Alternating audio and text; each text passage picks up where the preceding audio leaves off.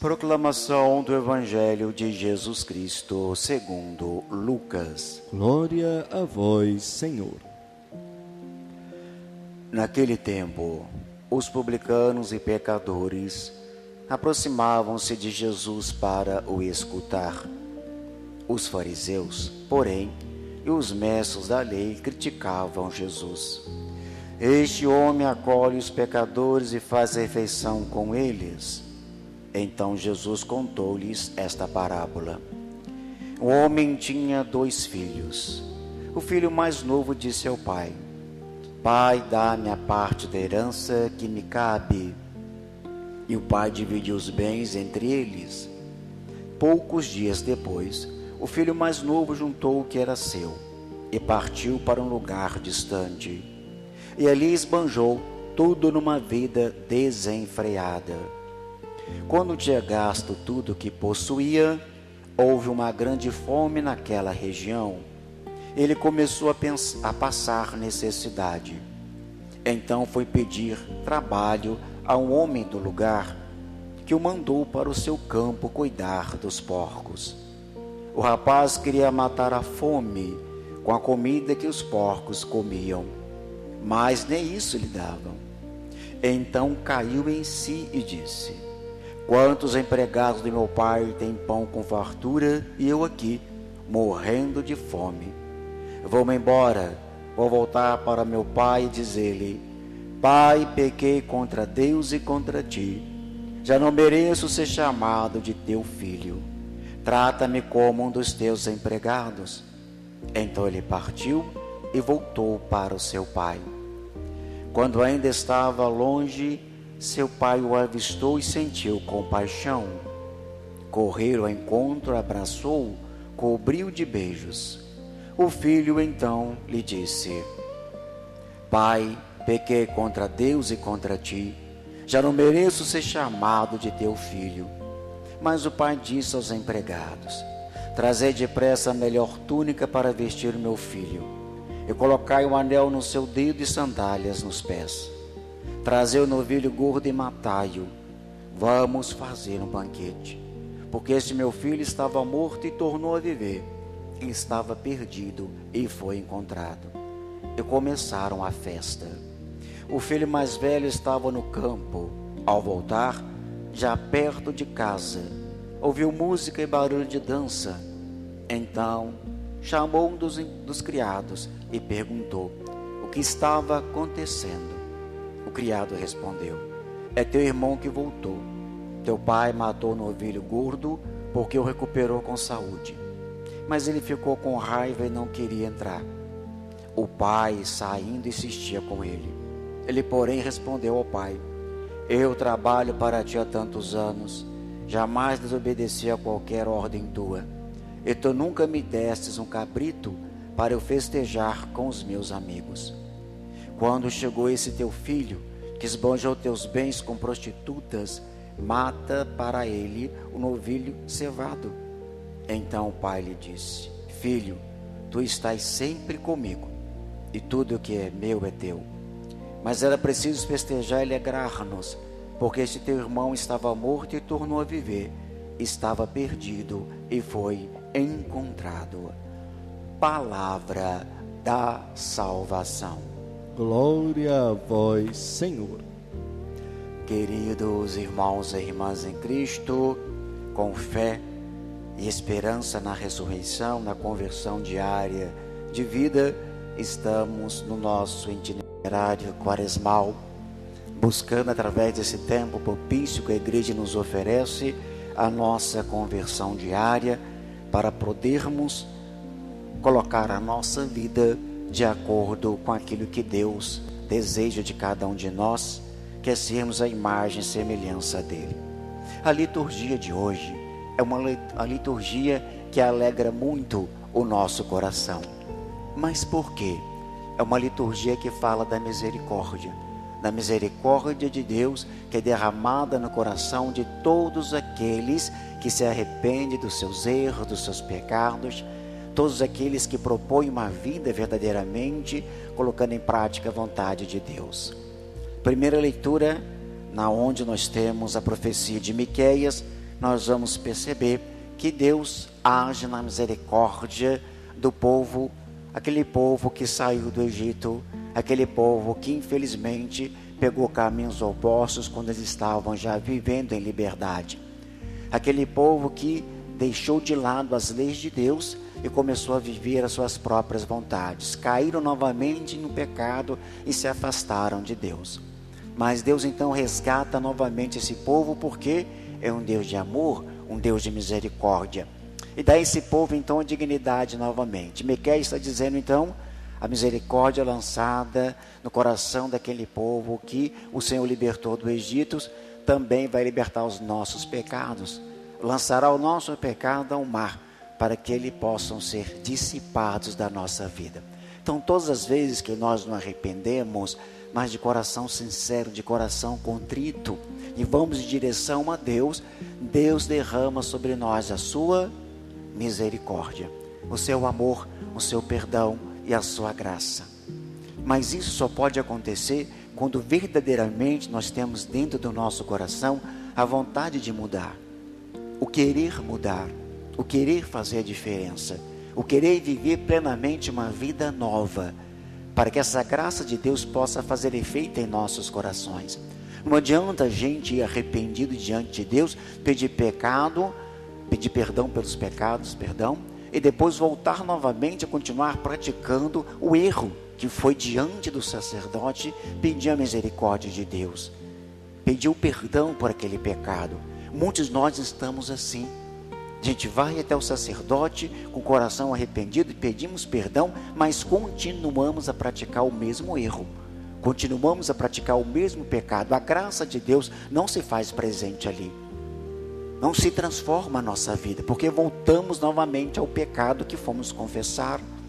Então é necessário que a gente entenda, é um esforço meu diante de um Deus rico em misericórdia em não mais pecar. Por isso que quando você confessa, o padre diz: os pecados estão perdoados, vai em paz e não peques mais. Deus deu a você a graça, né, naquele momento que você foi perdoado. É claro que nós vamos cometer outros tipos de pecado, mas aquele que você confessou, aquele tem de ser extirpado da sua vida, porque Deus o perdoou. Deus retirou do seu coração aquele pecado. Enquanto nós estivermos nesse mundo, infelizmente, nós vamos estar pecando, nós vamos estar errando, mas precisamos ir eliminando os pecados que nós chamamos de estimação, aquele pecado que volta e meia nós estamos cometendo o mesmo pecado, dia após dia. É esse pecado que o Senhor quer que a gente tenha consciência dele e peça perdão e não o pratique mais. E a graça de Deus então, ela está aí para acolher aquele que se arrepende, aquele que reconhece o seu erro e volta para o Pai. O Evangelho de hoje, um dos evangelhos mais conhecidos por aqueles que têm intimidade com a palavra de Deus. O evangelho lindo, maravilhoso, que trata a parábola do filho pródigo, o pai misericordioso. Aqui nós percebemos que um filho chega diante do pai e diz: Pai, me dá a parte da herança que me cabe. O pai então reparte. Logo em seguida, esse filho mais novo mete o pé, vai embora, levando a sua herança com ele. E a vida que esse filho escolheu foi uma vida desregrada. Foi uma vida que ele experimentou de tudo, fez de tudo, gastou toda a sua herança de várias formas possíveis. Chega um momento que a sua herança acaba. Ele começa a passar dificuldade. E ninguém quer dar emprego, a não ser um homem que oferece o emprego a ele para tratar dos porcos. E ele vai. Este homem só permitia que ele comesse a própria lavagem que era dada aos porcos. Olha que nível esse jovem chegou. Olha que nível esse jovem chegou. Chegou verdadeiramente no fundo do poço, porque tinha tudo com fartura. Tinha um pai que o amava, tinha um pai que dava dignidade a ele. Ele tinha de tudo, mas para fazer a própria vontade, os seus próprios desejos, ele sai e vive uma vida desenfreada, como muitas vezes nós vivemos. Muitas vezes nós estamos vivendo uma vida desenfreada porque nós não percebemos os erros que estamos cometendo. Achamos que tudo é permitido, que podemos fazer tudo, mas na verdade o Senhor vai dizer para nós: tudo lhe convém, mas nem tudo é permitido. Mas nós esquecemos disso e vamos vivendo uma vida às vezes desenfreadas, pecado em cima de pecado, transgressões em cima de transgressões, vivendo a vida como se nós um dia tivéssemos que prestar conta desta vida que nós temos ao nosso Deus e Senhor. Muitos de nós estamos vivendo assim, o mundo está vivendo assim. Tantas coisas que nós percebemos, tantas coisas que nós vemos com nossos próprios olhos, que nos deixam indignados. É o mundo desenfreado, longe de fazer a vontade de Deus. Esse filho então começa a sentir-se, desprezado, passando fome, e começa a ensaiar a sua volta para o pai. E vai dizer: pai, pequei contra ti, pequei contra todos, nem mereço ser chamado de teu filho. E assim então ele regressa para casa. E qual é a surpresa desse filho? Esse filho olha para longe e vê a casa do pai. E o pai o vê de longe. O pai poderia ter dito: volta daí mesmo, não quero você aqui. Você me abandonou seu irmão, gastou toda a sua herança que eu te dei, volta daí mesmo, não se aproxima. Mas qual foi o gesto do pai? O pai simplesmente vai ao encontro do filho, o abraça num abraço caloroso, num abraço de pai, num abraço de misericórdia, num abraço de amor. Beija esse filho e diz para o seu empregado: olha, mata o melhor novilho, chama todo mundo, vamos fazer uma festa, porque o meu filho voltou. Meu filho estava morto, agora está vivo. Por que o Senhor diz essa frase para nós hoje? Porque o pecado nos leva à morte. Estamos no pecado, estamos na morte. Quanto mais nós nos embriamos para a vida de pecado, mais nós morremos para a vida de santidade, para a vida de Deus. Esse filho reconhece o seu erro, o seu pecado, volta para o pai o acolhe, mata um novilho e faz uma festa. E o filho mais velho, que já estava ali vivendo com o pai, ainda estava longe de Deus. Mas por que estava longe de Deus? Ele não vivia com o pai, não estava com o pai. Por que ele estava longe de Deus? Ele estava longe de Deus porque não reconhece a conversão do irmão. Não reconhece o retorno do irmão. Ele vai questionar o pai: olha, esse teu filho que voltou, gastou tudo com prostituta e tu faz uma festa ainda para ele? Eu estava contigo esse tempo todo, eu nunca te desobedeci e o Senhor nada me deu. E o pai diz: o teu irmão estava morto, voltou a viver, e tudo que é teu é meu. Ou melhor, tudo que é meu é teu. Esse filho mais velho, ele não tem misericórdia. Ele não reconhece o retorno do irmão, voltando para o convívio do pai. Muitas vezes falta misericórdia na nossa vida. Muitas vezes nós não somos misericordiosos. Queremos a misericórdia de Deus na nossa vida. Quem é aqui que não quer? Fala para mim. Porque quando você vai confessar, o que você quer? A misericórdia de Deus. Porque a misericórdia de Deus é o perdão. O perdão do seu pecado, do teu erro. Mas quantas vezes você não perdoa o seu irmão? Quantas vezes você não usa de misericórdia para com o próximo?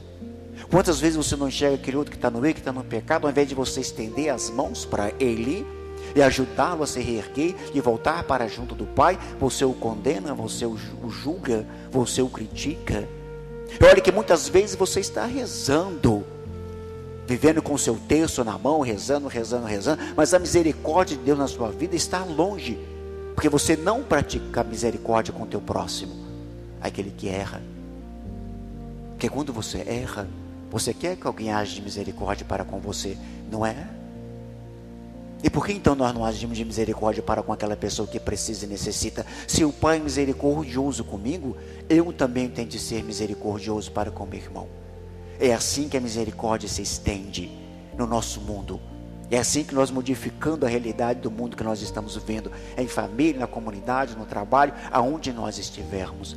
Nós somos portadores da paz, do amor, da misericórdia divina de Deus, mas nós não exercitamos isso. Queremos a misericórdia, mas não queremos dar a misericórdia. Queremos o perdão, mas nós não queremos dar o perdão para quem nos ofende, para quem nos calunia, para quem causa dor e tristeza para nossas vidas. Isso é uma incoerência muito grande. O filho pródigo, ele reconhece o seu erro, volta para o pai e é restaurado com a dignidade, anel, sandália, roupa nova. Olha que lindo. Mas o filho mais velho não usa de misericórdia. Ele quer simplesmente que o pai não o acolha, não o faça festa, não o perdoe. E qual desses filhos nós somos? Qual desses dois filhos representa hoje a nossa vida? Aquele que busca misericórdia, aquele que dá misericórdia, aquele que se arrepende, ou aquele que não perdoa? É uma reflexão muito linda e bonita dessa liturgia de hoje. A misericórdia de Deus é derramada em todo o coração, em todo o mundo. Mas para acolhê-la, eu preciso também agir de misericórdia. Porque o Senhor vai dizer: sede misericordiosos, porque o nosso Pai é misericordioso. Amém.